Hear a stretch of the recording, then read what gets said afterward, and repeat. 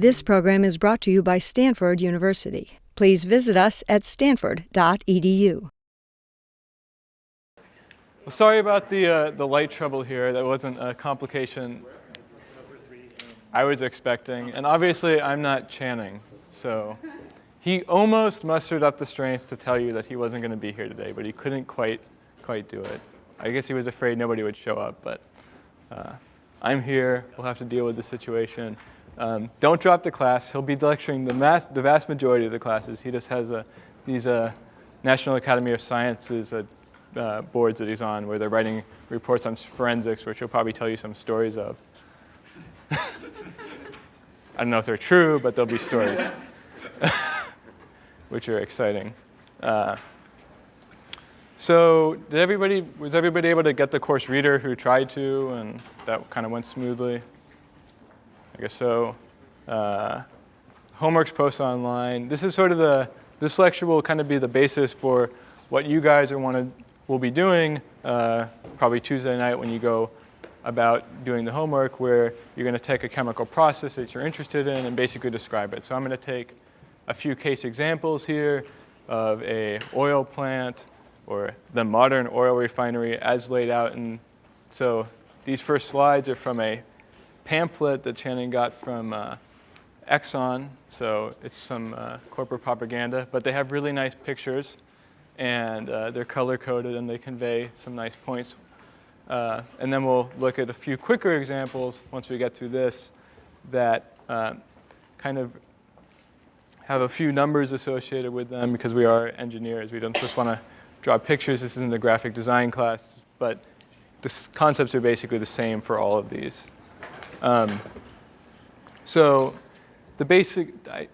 So we talked on Monday about all these interesting things that chemical engineers do. A way to kind of get into take a step further and to think about sort of the details about how you want to think about a chemical process is to take things that are already designed and try to understand how people think about them. And I forgot a laser pointer, so I'll have to point on the slides. Or I didn't forget one. I don't have one. I'm not like a professional lecturer like Channing, so I don't have such fancy things. Such laser pointers. And they don't supply it here because probably people will steal it. I don't know. There's a big thing with that on campus, right? There's lots of undergraduate theft, right? I've heard this. Especially graduate students. Yeah. Graduates, because they don't pay us enough, right? That's basically what it is. I understand. So I want to draw your attention to basically this top of this diagram, where we're looking at the Exxon's representation of the modern oil refinery. So obviously, an oil refinery is this immensely complex thing that takes up acres of land and takes in just is too complicated that you can really think about it all at once. So what they've done is basically they've chosen a few key aspects of it that they think are the most important, and just basically drawn black boxes for all of them except for the one white box, which they've zoomed in on basically. And this is just a block flow diagram. It's sort of the heart of any time you have a complex process. You simply take things that you think are important, you give them names that sort of describe what's going on, and this is the basis of how you think about things. And later on, you'll assign stuff to these, like you won't just have a compound here, but you'll actually maybe assign how much mass is flowing through that. So there's about 6 of these that we're going to go through, and basically what I did is last night I kind of looked through these things and I looked at the pictures, and I'm going to now describe to you the pictures. I don't think it's anything more complicated than that. Channing kind of told me a few jokes that he didn't really give me anything for this. He's just like described the pictures. So he wanted me to emphasize the fact that sometimes you can draw boxes like this, but sometimes you can take it a step further and like draw a pretty flame, and that helps. And you can draw a column that is color-coded, so it's sort of like you kind of you convey some of the image of temperature change across this. And this is all useful. I mean, it's funny. I mean, it's sort of weird to be kind of teaching this to a bunch of really smart people, but I mean, these are really helpful things when you're thinking about complicated processes, because you can look at this and you don't have to think about it too much. So basically the first step in the modern oil refinery is to take something that you get from a tanker or something like that that needs to go through a first purification step, and they basically depict this very nicely where they have black balls or black circles and white circles, and then they basically have this magic separator, which I don't know how it works, but it takes out salts. What's that? A heckling? Yes, okay. Where you take out these white circles, which are salts and trace metals, and then you have something you can refine. So you can't refine salts and trace metals. So then you put it into this nice furnace that is going to heat it up, and we see this is a very nice diagram because it goes from being black to red, indicating that it was warmed up or heated up. And Exxon is so environmentally friendly that there is no smoke coming out of their furnace. So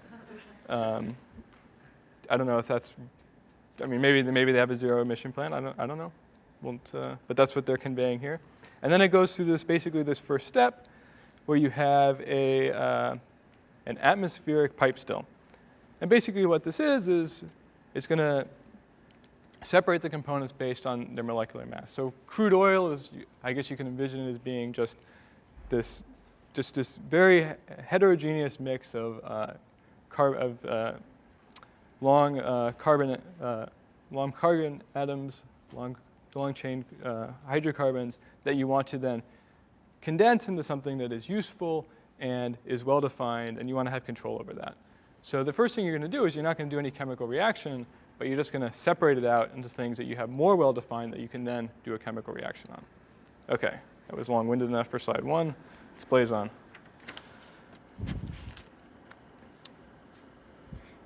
I'm probably doing this from the wrong side, I don't know.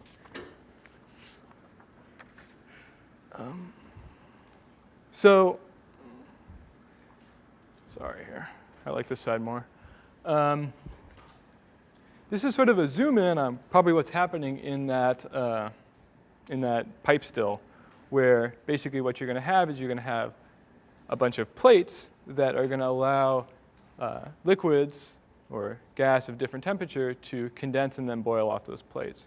And if you've had a little bit of chemistry, or you have or you distill like moonshine in the woods or something like that, you'll know that depending on the composition of your fluid, it will boil and condense at different temperatures. And if you continue, or when you continue with chemical engineering, because this is such a great class, and like who would not want to be a chemical engineer after taking it, you can take an entire class thinking about these types of processes, where you have this plate, and then you have these bubble caps, and then you have these places where liquid drips down, and I think these are called weirs, but I didn't look that up. And there's a lot of engineering that goes into this, but like you would take a class that wouldn't be concerned about, say, the actual subtleties of these bubble caps, which people spend a lot of time thinking about because it'll affect the performance of these things. But you'll think about the mass transfer and what's actually going on here. And basically, this is the same thing. Where are these bubble caps located? Typically, you'll have a number of, so there's different ways of designing columns, but typically you can envision you have plates in the columns as an area where the liquid will condense, and you basically need a way that gas can go up and water can come down. So it's just going to be a hole in a plate. So, and they come up, and they have little edges on them so that so there's going to, I guess you need to control for the pressure. So there's going to be pressure in your column. So you don't want all the water to leak down if you just have a hole. So you create a hole so that the pressure from the gas is going to prevent the liquid from falling down the holes. You have to control over it. I don't know the subtleties of it, but I think that that's probably the thing that people are trying to optimize when they're trying to do this. Okay. So let's see here. Onward to another unit. So now we're going to actually do something interesting. So we have now noticed the diagram is very good here, and we have now moved on from this black box to what was a black box and now a white box in this reformer. And basically what we're going to take is these naphthas. So apparently naphthas are these, are probably as close as you can get to having liquid fuel in a liquid petroleum gas, I guess, in a raw product. But there's not that much of it. Nevertheless, they want to do one chemical reaction to this to make it better, have it a higher octane. And basically, before talking about this, you might as well show the chemical reaction that they're planning on doing. They're basically trying to remove hydrogen to create double bonds. So if you've had a little bit of organic chemistry, you'll know that a double bond is a stronger bond, so then when you burn this, you get more bang for your buck. So they want to do this. And the way you do this is in a unit called a reformer. It's very nice. You have a reforming reaction, and you call it the reformer. It's very easy, nice, good to remember. So switching over again. Let's see here. So with these things, you just basically follow the stream. So liquid, low-octane naphtha. So that's what we're sticking in. And in the end, we're getting high-octane naphtha. So that's what we're trying to do. And once again, color-coded. Yellow ball is coming in, and then it's going through a heat exchanger. And this heat exchanger is going to heat this up somewhat. So we're not going to just burn something to heat it up, but we're rather going to take heat from a different part in the plant, as they're showing it from the product that we then have to cool down in order to complete a separation, and we're going to use that in an efficient manner through a heat exchanger. And actually, later on in the class, we'll do design calculations on these to think about the performance of these and how they work. So you'll basically be thinking in detail about how this works. So that's something to look forward to. It's good. They're fun problems. So it goes through. We get yellow balls to orange. Goes through another furnace, no smoke. And then it goes into the reactor. So the reactor is going to be the place where the reforming reactions occur. And there's obviously, this is a catalytically driven reaction, or it's not really a catalytically driven reaction, but this reaction is performed with a catalyst. And as the way they're drawing this is as opposed to when we look at this, you get a little bit of information about how this catalyst is being used. So probably this catalyst is immobilized on plates, and that you're going to flow your what do we have at this point? Heated low liquid naphtha over this, and it's going to react at these plates. So it's not going to be in a suspension, but your catalyst is going to be immobilized, so you don't have to then remove your catalyst from your material. Follow through, we get back to this heat exchanger that we talked about a minute ago, and then we go through a phase separator. And what we're doing here is probably just going to have a phase separation based on boiling temperatures. So these high-octane naphthas, this is going to be something sort of like gasoline. So at room temperature, you can just envision like gasoline is basically liquid and hydrogen is not. So if you cool this thing down enough, you're going to have a phase separation. You can take off the hydrogen that we're going to talk about later, and then we have this high-octane naphtha that is going to go into this block here, where you have where we're going to blend it with other things.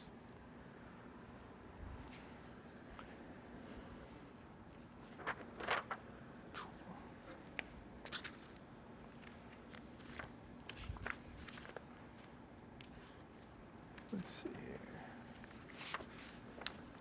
here. Okay. On to really the heart of the modern chemical refinery, the fluidized catalytic cracking unit. So these are impressive feats of engineering, and I've been told that they are really, well, I mean, if you just look at what's coming out of here, like everything's going, you got this light gas oil stream coming in, and then you got like 5 things coming out, and really a huge amount of, I guess the efficiency of chemical refineries basically come from the ability to have these fluidized crackers work so well. And they're kind of complicated, actually. Even at this very basic level, there's really 3 things going on at once for this to work, where you basically have this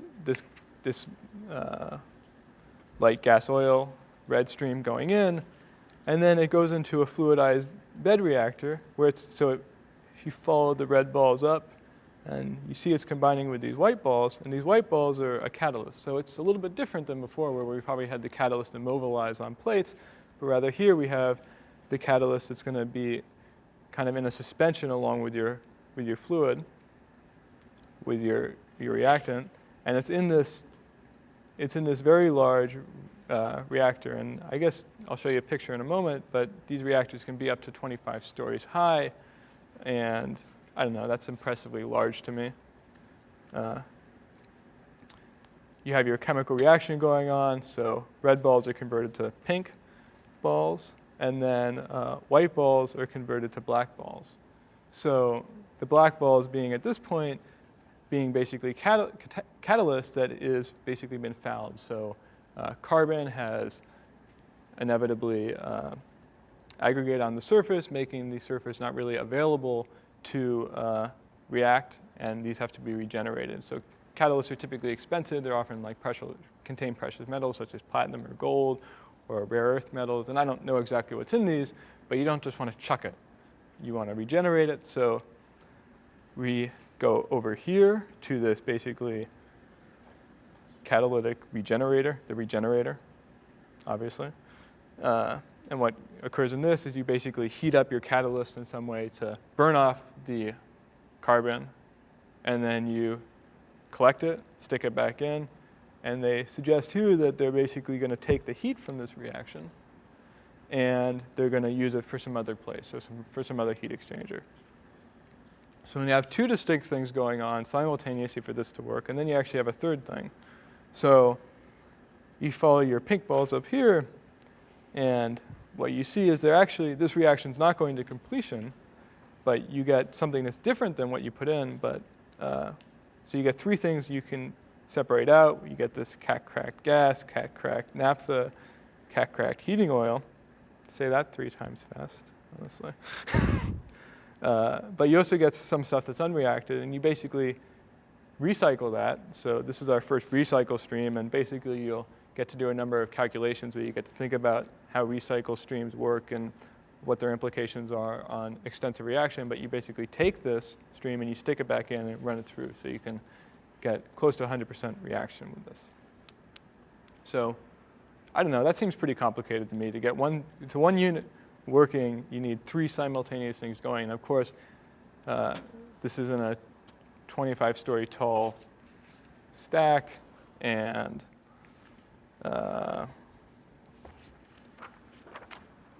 just some numbers.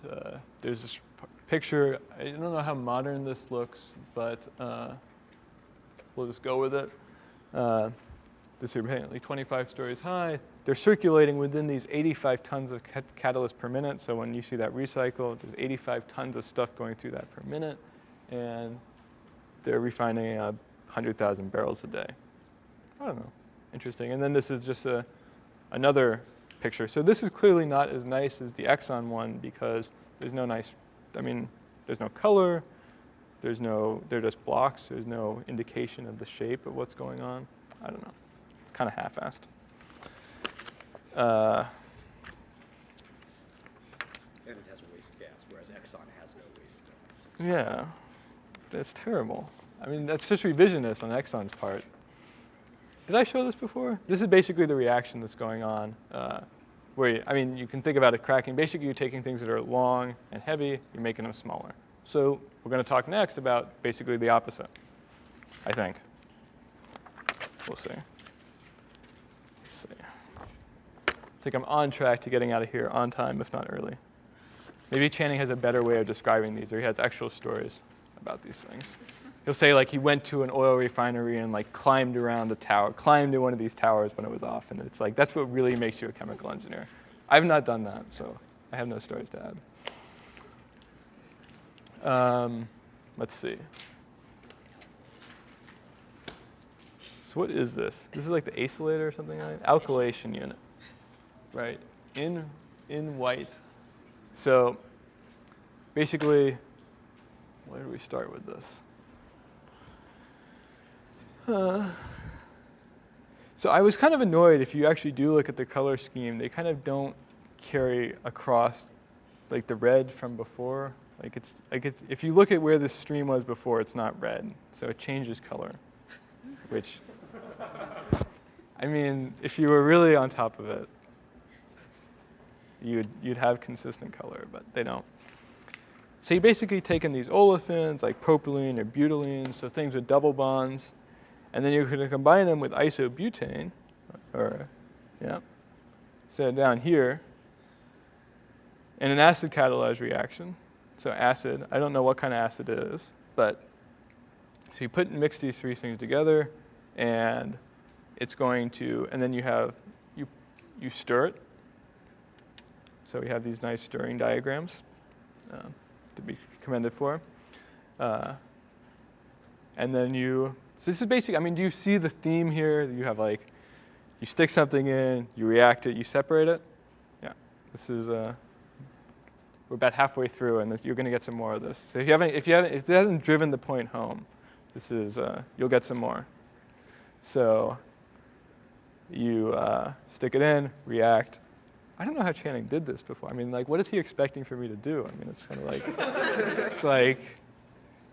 I mean, I guess if you take an art class, right, they'll show you pictures of things, but at least they're pretty to look at, right? They'll show you the Sistine Chapel, and you'll look at it and stuff, whereas this is a block flow diagram. But I'm going with it. What choice do I have, right? Channing's so good at that. It's how can I possibly follow that? It's sort of, I don't know. You just can't. I mean, plus, I mean, just think. He's been making up those stories longer than I've been alive. So, I'm just behind. So, we have a reaction. It's very nice. We have very nice symmetric purple and white balls, and then they go in, and they're separated. And I don't know. I mean, I was trying to think about what's actually happening in this separator. My guess would be it's a phase separation, that you have something that your acid's more soluble in this material before it's mixed, and then you're going to create a higher molecular weight product, and it's going to become less soluble. But I don't know if that's the case. So your acid, you recycle, you put it down here. Then you go through a phase separation here where you have your product that you're interested in. So these are the higher molecular weight products. And then you have these isobutene and propane. So presumably I don't know, let's see. So this isobutane is sort of magically appears in the step where they stick it in here to start it, and then it comes out here. So presumably they either need to, if it is really very specific for that, they had to start this at some point where you had to stick in some isobutane to get this reaction to work, or it's coming from, distilled from some other part of the plant. And then you get propane that presumably they either burn somewhere else in the plant or they sell. So that's that. Where are we going next? I think the hydrocracker. Let's see. Oh, shucks, the reaction. I don't know why. I don't know which is the better way to do it, to show the reaction or show the. So it's a chemical engineering class. So you got to show the process before the reaction, I guess, what it is. So you basically lower molecular weight product, higher molecular weight product, more like gasoline, more useful liquid fuel, better Where behave. did the heavy products come out on the last diagram? So I thought you came you get them at the bottom. Yeah, at that step.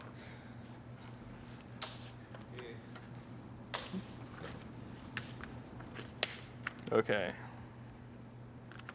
The hydrocracker.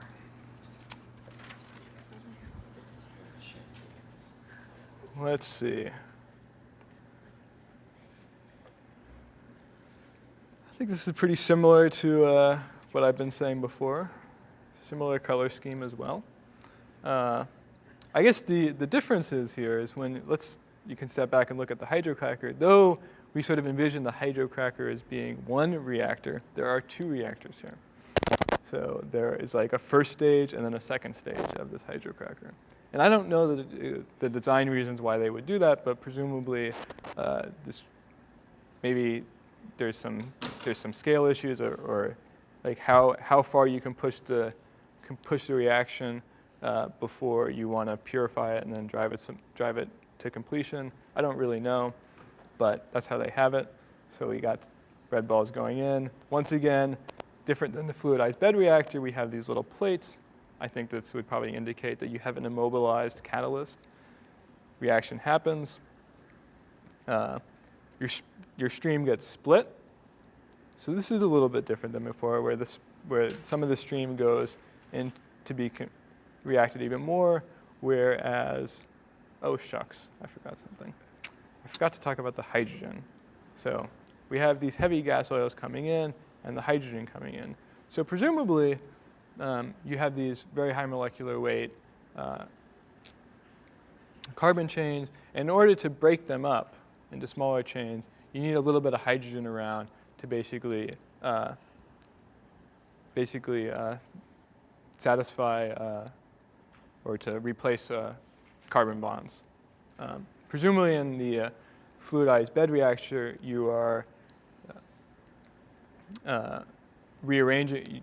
There's enough hydrogen created through creation of double bonds and those types of reactions that I was showing you. That's enough to break things down here. Here, you're probably not creating those double bonds, so you need to stick in some hydrogen in order to break up long chains.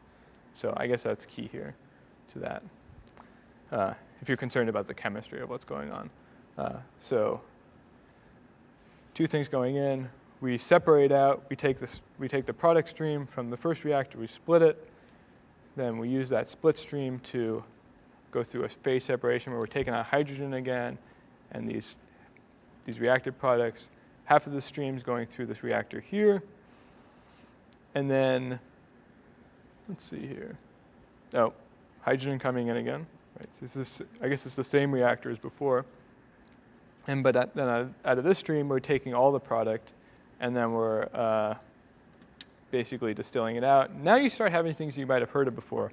Before falling in love with chemical engineering, you might have heard of like heating oil. So that's starting to sound like something you might sell, I guess, as opposed to like naphtha. I don't know. I don't typically think about like going to fill up my car with naphtha or something like that, but it's in there. What? Heating oil? Propane? I don't know. All sorts of good stuff. So is there a difference between those two reactors though? Are they? I don't think so. I think it has to do with. Same colors. They are the same. It looks like they kind of copied and pasted it, right? So why do you split the stream and go through, like take half of the stream and go through the process again? Why would you move it back through? So why would you? Well, it's going from, like, it's not splitting when it comes out of the first one. It's joining there. Look at the arrow on the bottom. Yeah, I feel like It's pointing left. Okay. So it seems like it would make more sense to like draw the red line on the bottom right up to the top left. this. Bottom left. Bottom. Oh, There's only two red lines. So the heavy I, bottom. Oh, I, yeah, because you said split stream, but it's, you pointed out here. As long as you're happy with, now that you understand. I mean, I guess it, I mean, So why would you have that? I think it probably has to do with, it could be that type of argument in terms of like how it scales. It could be, The red stuff is coming out the bottom on the right. It could have been recycled into the original, yeah. It's not like adequately processed. it is, right, it is being recycled back So here. it could have been gone to the first one. Well, I mean, you're taking this recycled stream back here, sticking it in. To be perfectly honest, I don't fully know why you would come up with this exact design as opposed to having one big reactor. So if you're truly interested, you can ask Channing for that one. I don't know if he knows, but.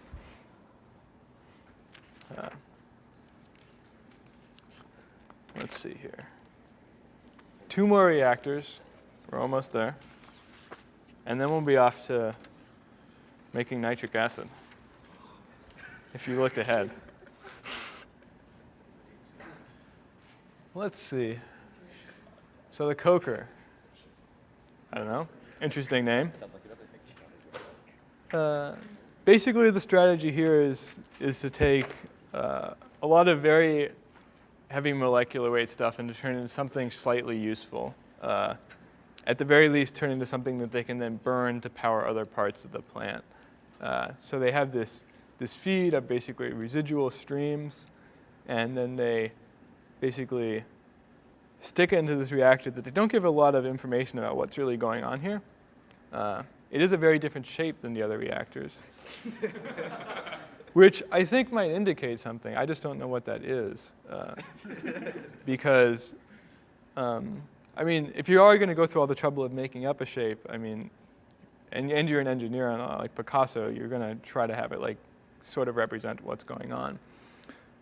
Nevertheless, you have this residual stream coming in, you have this coke recycle stream, and you get this product at the top that presumably is something you can then refine more into something you can possibly sell, and then this other stuff can basically be burned. So you get this coke gas that you can burn and then use this to power the plant.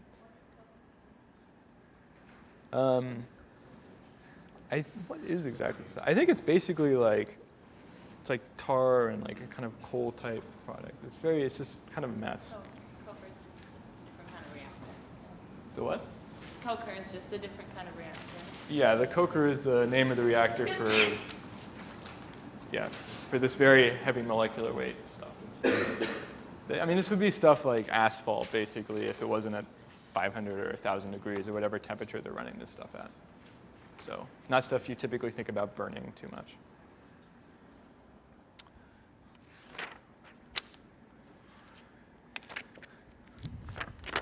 Let's see. So this is sort of a weird one where we're now not looking at this stream going in, but we have this sour feed. So presumably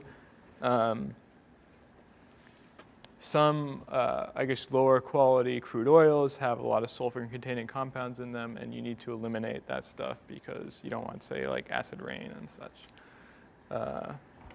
So you have this feed coming in, once again, so you get the theme here, right?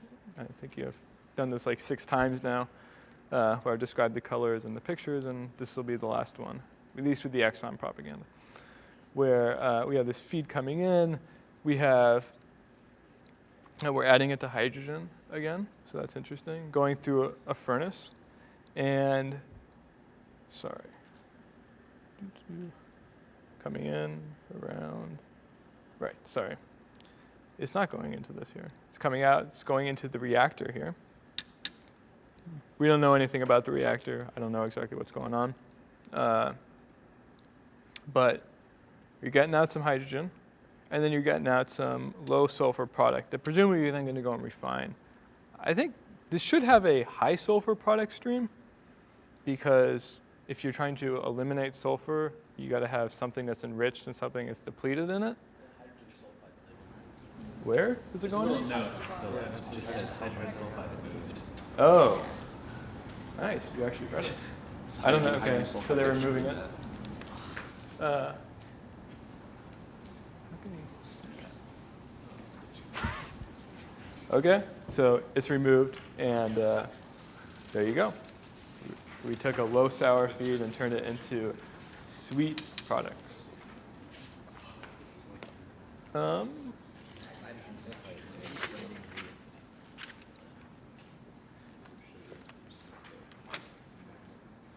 So if you couldn't remember my great explanations for everything, here it is again. So we have crude oil, and you get all these great, you go through a number of different processes, and then you get things that you've actually heard of before. So then you sell them, and that's what oil companies do, and what a lot of chemical engineers used to do. Of course, nobody I know that actually got a degree in chemical engineering does this, but it's always interesting to talk about. What did you do instead? Let's see. I know a number of people that went to work for electronics companies, who went to graduate school, who went to law school or medical school. You know. Actually, I take that back. There's one guy that went to work for Chevron, not Exxon. But he's now living in Bakersfield. So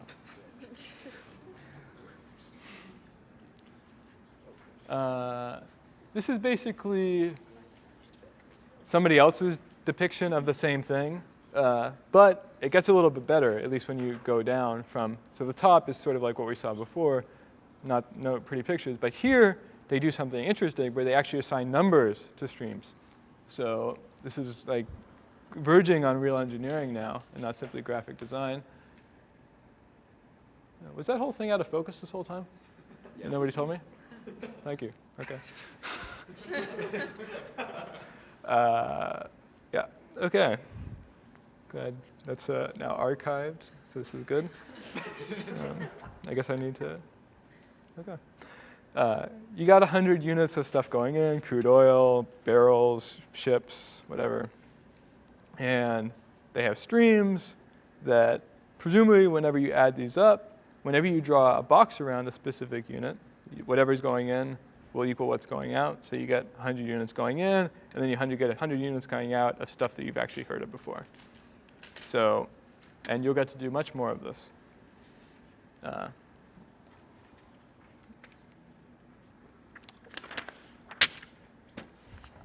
Okay, almost there.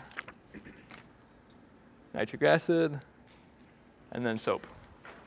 But these are quick, because presumably the nitric acid industry doesn't make as nice diagrams to show undergraduates and to, I don't know, maybe they're not making as much money as the oil companies, so they just can't afford to have pretty diagrams. I don't know exactly. I mean, so I guess the reason to go through a few examples is to emphasize that basically you're doing the same things, but with depending on even if you want to look more in detail in the process, you're going to still use the same concepts. So, like when you're talking about the oil refineries, you're never going to have anything like a filter in there, in the type of level that we were talking about things before. But here, whoever was drawing this thought that that was a relevant thing to draw in because, for whatever reason.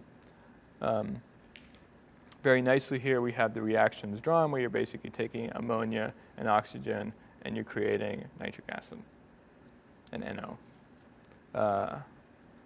I guess I can walk through this very briefly because I've done it 6 or 7 other times, so it's kind of all I know to do at this point. No colors, unfortunately.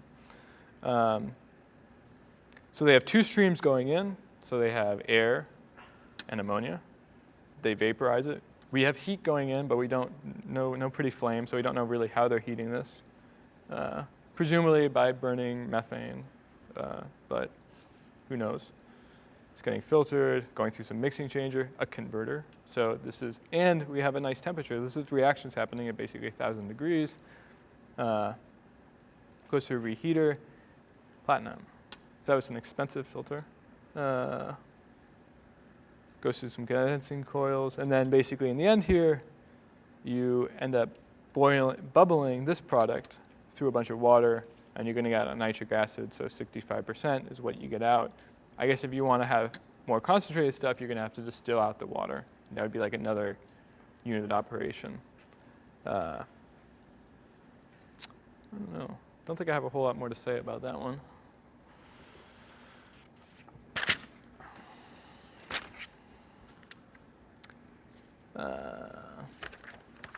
Let's see here. So somebody decided to go and assign numbers to all those things.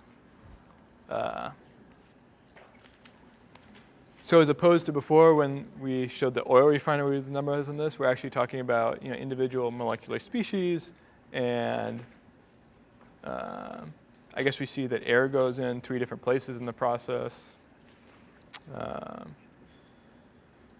We're making 150,000 kilograms of this stuff, which seems like a lot.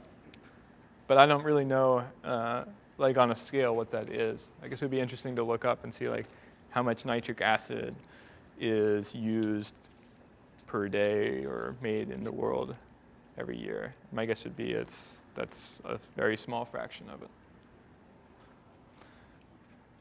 Let's see. Doesn't most of it go into the Haber process for making fertilizer? I thought that that was done with nitrogen straight from the air. I don't know exactly. You should do that for the homework assignment. For what? The homework assignment. You should go and look up that process and tell me. The homework assignment's basically going to be to take a process that you think is interesting, a chemical process, and then write a little, like draw out a simplified diagram of it and talk about it. So, part of my chemical engineering education was not to like memorize a bunch of different processes of how you do these things. So maybe I came across that before, but I certainly don't remember it. And maybe that says something about me that's not good. I don't know. This is the last one, 2 slides, and you can go and have a good Friday. Yes, it's Friday. Is everybody done after this? This is like the last class? Good. And the quarter just started, so you don't have any work to do yet. Maybe that's not true. Once again, with this, there's not a whole lot to say, or I'm getting a little bit tired of just going through different streams. Now they include things like pumps. So I guess it's like increasing level of detail. That's what I took from this. He's like, took a big oil plant, this thing's way complicated, but then you're basically using the same thing, you're putting more and more information into the kind of the same basic format where you now have information like how much water is being pumped per minute. You see these little pump diagrams. You know the direction of streams, right? They have arrows, so the water's not going the other way.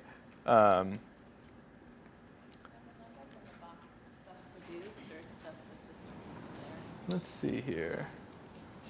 So in here, presumably this is like a 30,000 gallon tank. That's what I would think. Is that what you were asking? Yeah. Yeah. No. Yeah. Uh-huh. I guess an interesting thing about this process is how they end it. So we'll just skip right to the end. Is they have these spray dryers, and these are apparently pretty interesting, where your product will be fairly dilute in a bunch of water, and what they do is they basically atomize, they stick it through a nebulizer, so like a little spritzer or something like that, and then they shoot hot air up. So they do this at the top of the tower, and then they have hot air blowing this way, and you have a huge amount of surface area for every little drop of water, and it basically evaporates all the water, and basically at the bottom of this thing, it'll just basically be snowing. It'll be just like, you'll just have a big cloud of this stuff coming down. It's a very efficient way to remove water and get your sodium dodecobenzyl sulfonate. So this is basically soap. This is what's used in all these soap things. Not the yuppie soaps that you get on university, but like the Dawn and stuff. So I don't know, what are they? Like artisan soaps or natural soaps? And if you're interested, the chemical reactions, I don't have a whole lot to say about these. If you want me to try to like go through them, you could ask me after class or something like that. But Do we need a note? no, I mean, how do you mean by it? I mean, you're not going to be told to like think about like how the chemical reaction works. I mean, if this came up on an exam, you have the notes, right? So. I mean, it's sort of interesting. It's an amphiphilic molecule. It has a hydrocarbon tail and a hydrophilic head. And you can think about what this means about like how soaps work if you haven't thought about that before. But right, so typically like a soap works by things that you want to get out, things that are not water soluble.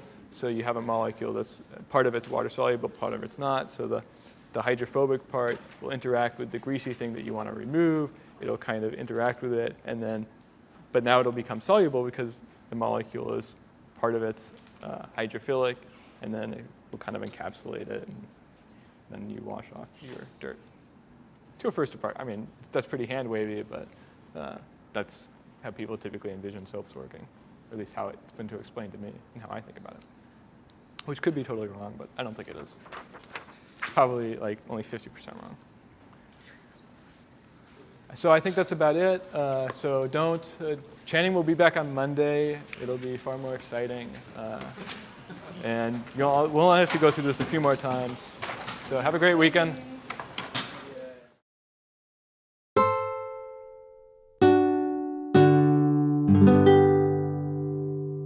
The preceding program is copyrighted by Stanford University.